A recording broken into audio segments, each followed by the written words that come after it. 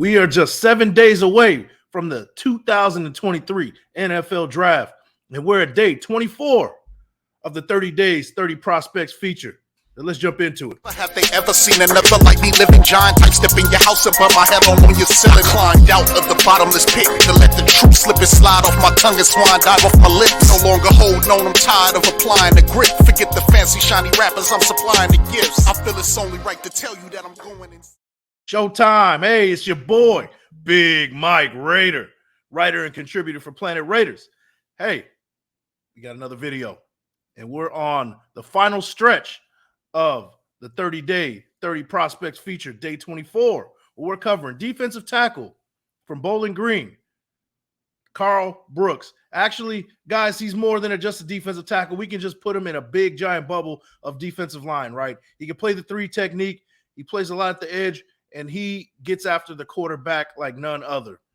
He had a total of 27 and a half sacks in his he was I believe he was a fifth-year senior with Bowling Green.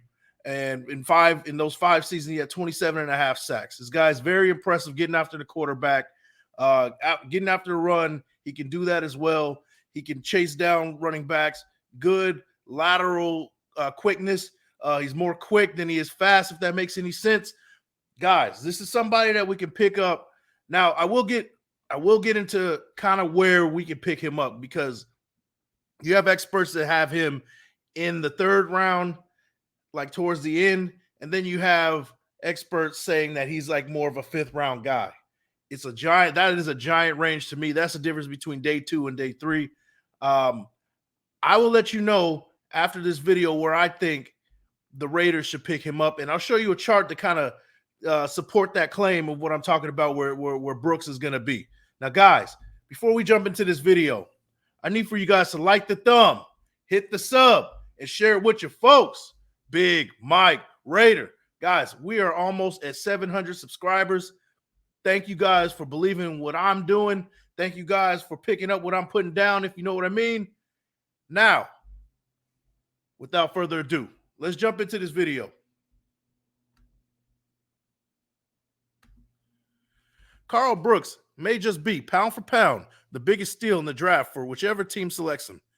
The 2022 All-MAC Conference player is fresh off a breakthrough season at Bowling Green, tallying an impressive 10 sacks on the season and finishing his college career with 27 and a half total sacks.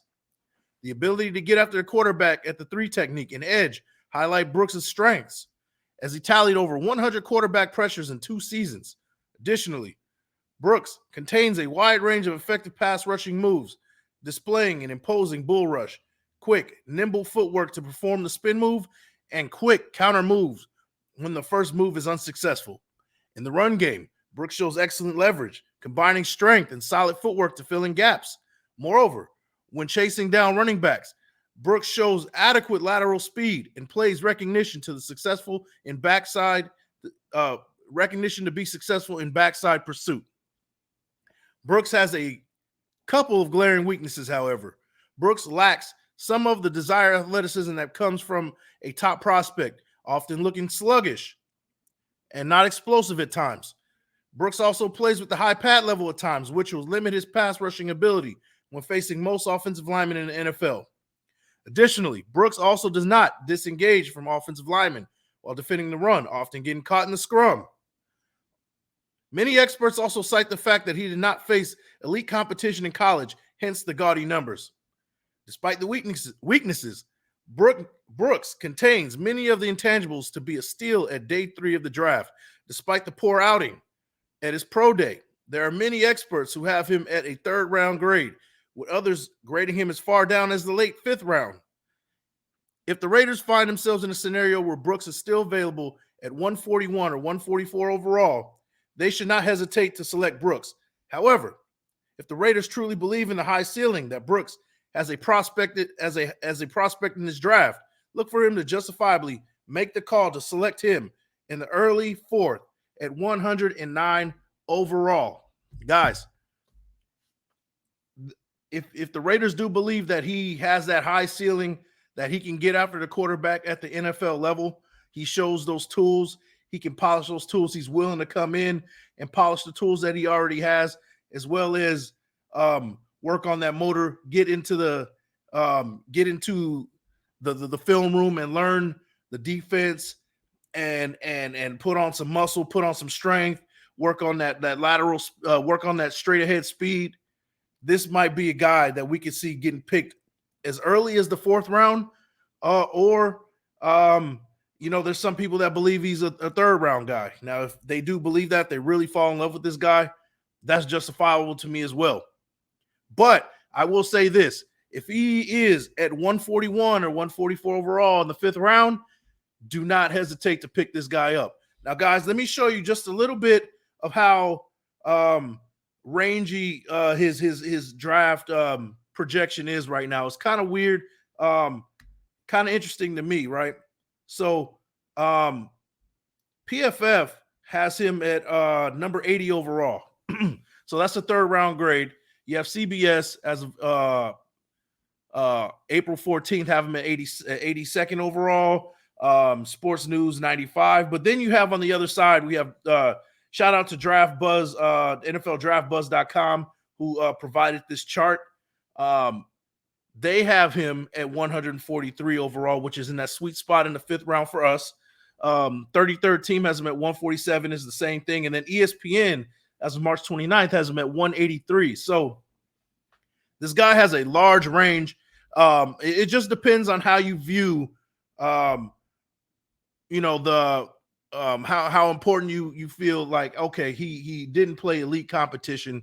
This is why he has those big numbers. It just depends on how much you value that. Now, I will say this in his defense, that he did have a great Senior Bowl. He played against more elite guys that are NFL caliber guys, and he showed out.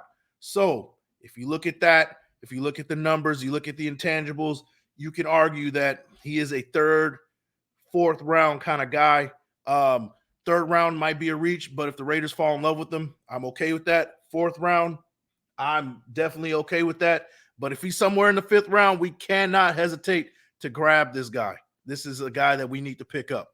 What do you guys think about that idea? Karl Brooks is definitely a wild card in this draft. He ranges from the 3rd round to the late 5th. It's kind of interesting. This is one of the prospects in this draft that has that kind of range where it's kind of weird to me. I think there's a lot of unknowns with him. So what do you guys think about Karl Brooks in either the 3rd, 4th, or 5th round? You guys let me know. Now with that is the video. We got day 25. We're at the final stretch, guys, and we are about 7 days from the NFL draft. You guys let me know what's up. That is the video. I'm your boy, Big Mike Raider, writer and contributor for Planet Raiders, and I'll see you guys later. Peace out. Have they ever seen another like me living giant type step in your house above my head on your ceiling? Climbed out of the bottomless pit to let the truth slip and slide off my tongue and swine dive off my lips. No longer holding on, I'm tired of applying the grip. Forget the fancy shiny rappers, I'm supplying the gifts.